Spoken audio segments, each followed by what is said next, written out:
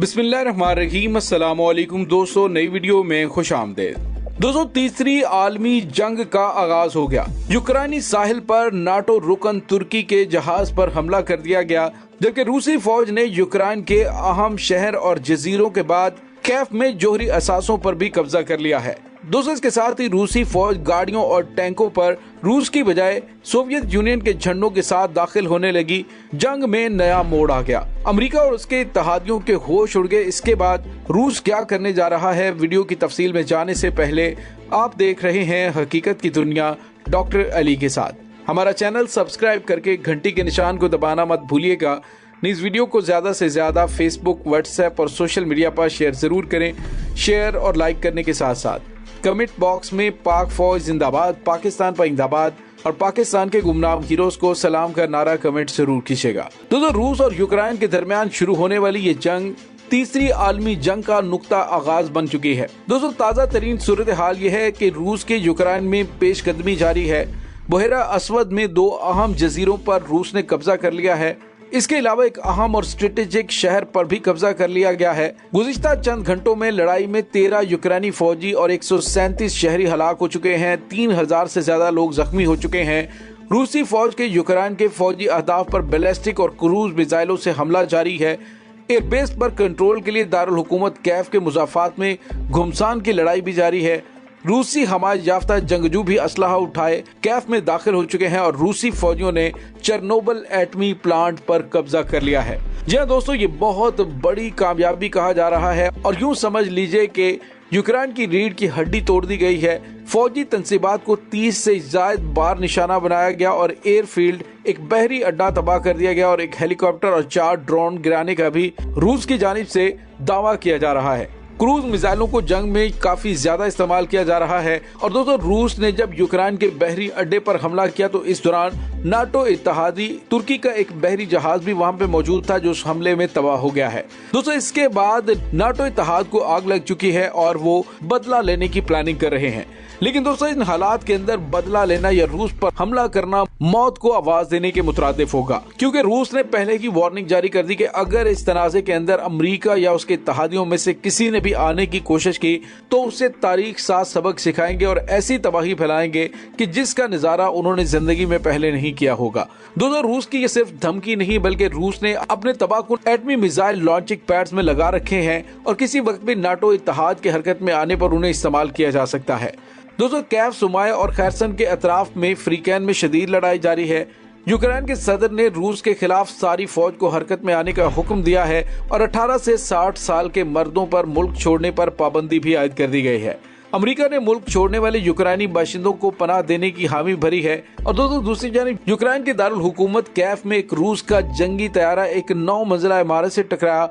रिहायशी इमारत में लगने वाली आग से ये बिल्डिंग जमीन बोस होने वाली है। दूसरी जानिब यूक्रेन के एयर डिफेंस की जानिब से मुतअद्दिद मिसाइलों को इंटरसेप्ट करने की वीडियोस भी सामने आई हैं। लेकिन दोस्तों, वो यूक्रेनी सदर जिसको रूस की जानिब से मुतअद्दिद बार समझाया गया कि तुम नाटो इत्तेहाद और अमेरिका के फ्रेम में मत आओ, ये मौका पड़ने पे तुम्हें छोड़ जाएंगे। लेकिन यूक्रेन को यूं लग रहा था कि जैसे रूस की जानिब से एक हमला किया जाएगा तो नाटो इत्तेहाद की फौजें और अमेरिका रूस को राख का ढेर बना देंगे, जिस तरह से गीदड़ भभकियां दी जा रही थी। लेकिन दोस्तों, रूस के पास जब कोई ऑप्शन ना बचा, क्योंकि अमेरिका और यूक्रेन की जानिब से मुसलसल ये इसरार किया जा रहा था कि यूक्रेन को नाटो इत्तेहाद का हिस्सा लाजमी बनाएंगे, तो इस तमाम जंगी सूरत हाल को हवा देने वाला मगरिब और अमेरिका था।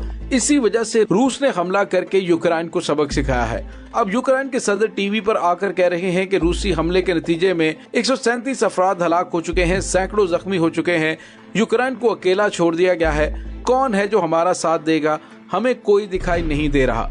नाटो रुकन बनाने की गारंटी देने वाले खौफजदा हैं और रूस और यूरोप के दरमियान आहनी दीवार गिर रही है।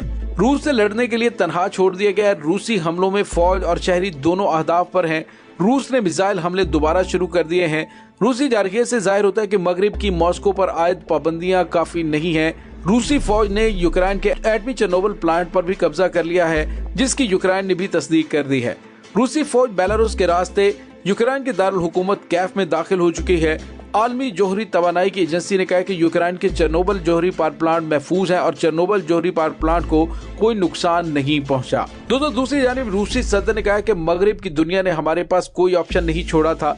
रूस आलमी इक्तिसादी निज़ाम का हिस्सा बना रहेगा और रूस ने पाबंदियों से निमटने के लिए तैयारी पहले ही कर ली थी। यूक्रेन में जारी सूरत हाल हंगामी इकदाम है और आलमी बरादरी हमारी मजबूरी को समझने की कोशिश करें। दोस्तों दूसरी जानिब चीन ने रूस की हमायत में बयान दिया। उन्होंने कहा है कि इस तमाम खराब सूरत हाल का जिम्मेदार अमरीका और मगरिब है। रूस हक पर है और रूस की जानिब से जो हमला किया गया है ये दरअंदाजी नहीं बल्कि उसका अपना हक है। दोस्तों यहाँ पे आपको ये भी बताते चलें कि जो ताज़ा तरीन खबरें सामने आ रही हैं उसने अमेरिका और उसके नाटो इत्तेहादियों के होश उड़ा कर रख दिए हैं। वो ये है कि रूसी टैंक जो कि कैफ, सुमाया और खैरसन के इलाके में दाखिल हो रहे हैं। वीडियो और तस्वीर में देखा जा सकता है कि उनके ऊपर रूस की बजाय सोवियत यूनियन के परचम लगे हुए हैं, जिससे ये जाहिर हो रहा है कि व्लादिमीर पुतिन ने अपने खोए हुए उन तमाम इलाकों को दोबारा सोवियत यूनियन इत्तेहाद के अंदर शामिल करके अपनी उस अजीम रूसी सल्तनत को दोबारा से इकट्ठा करना शुरू कर दिया है, जो कि अमेरिका के लिए एक बहुत बड़ा चैलेंज है। दोस्तों व्लादिमीर पुतिन की जानिब से ये तमाम प्लानिंग एक दिन में नहीं की गई बल्कि इसकी मुकम्मल प्लानिंग अरसा दराज से की जा चुकी है और वो तमाम ममालिक जो अमेरिका और मगरबी ममालिक के साथ मिले हुए थे, रूस के खिलाफ थे, लेकिन माजी में सोवियत यूनियन का हिस्सा थे, अब उन्हें अंदाजा हो गया कि अमेरिका और नाटो इत्तेहादियों की जानिब से रूसी हमले की सूरत में हमें ना तो हमारी मदद की जाएगी, सिर्फ खाली खोली बयानात दिए जाएंगे। उम्मीद है कि इसके बाद रूस जिन जिन ममालिक को अपने साथ शामिल करना चाहेगा वो इजीली शामिल कर ले, क्योंकि खित्ते के अंदर जो सबसे बड़ी रियासत रूस के बाद थी वो यूक्रेन थी, जिस पर रूस बिल्कुल कब्जा करने के करीब पहुंच चुका है। अमेरिका की जानिब से साइबर हमले करने के हवाले से खबरें भी सामने आ रही कि वो रूस पर साइबर अटैक करने की कोशिश कर रहा है। और दोस्तों इस तमाम सूरत हाल के अंदर जो बरतानिया ने रूस पर पाबंदियां आयद की हैं, तो अब रूस ने जवाबी कार्रवाई करते हुए बरतानिया की तमाम एयरलाइंस को अपनी एयर स्पेस इस्तेमाल करने की इजाजत देने से इनकार कर दिया है। दोस्तों इससे बरतानिया की एयरलाइंस को नाकाबिले तलाफी नुकसान पहुंचेगा और बहुत बड़ा नुकसान पहुंचेगा, क्योंकि रूस की फिजाई हुदूद से गुजरने के बाद बरतानिया के तैयारे पूरी दुनिया में मूव कर रहे थे।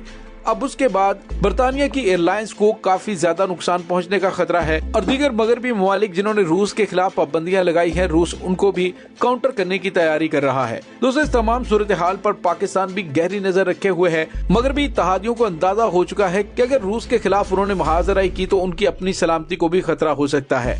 इसी वजह से अमेरिका का नाटो इत्तेहाद जो कि रूस को यानी साबिक सोवियत यूनियन को कंट्रोल करने के लिए बनाया गया था, अब वो टूटता हुआ नजर आ रहा है। दोस्तों इस तमाम सूरत हाल के बारे में आपका क्या कहना है, कमेंट सेक्शन में अपने ख्यालात का इजहार जरूर कीजिएगा। इसके साथ ही डॉक्टर अली को इजाजत दीजिए। इंशाल्लाह बहुत जल्द मिलते हैं एक नई वीडियो में। तब तक के लिए अपना बहुत सारा ख्याल रखिएगा। पाक फौज जिंदाबाद, पाकिस्तान पाइंदाबाद, पाकिस्तान के गुमनाम हीरोज को सलाम, अल्लाह वारिस।